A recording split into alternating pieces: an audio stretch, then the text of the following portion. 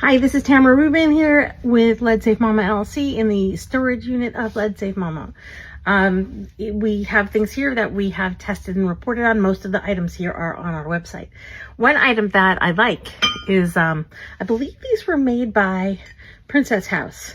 These are the McDonald's Flintstones cups. These are lead free. Whoa! So if you see these at a yard sale, not only are they lead free, but they're really heavy duty. I think they're cool. My husband thinks they're tacky. They have the Flintstone ones and the Batman ones. They're just textured glass, and they say McDonald's. I don't know when I learned that they might be made by Princess House. It says made in the USA, Rocky Road mug. So if you have these, they're safe. And that's a fun vintage now, oh my, thing that is relatively safe that you can still keep and use. All right, learn more at leadsafemama.com. Thanks for being here.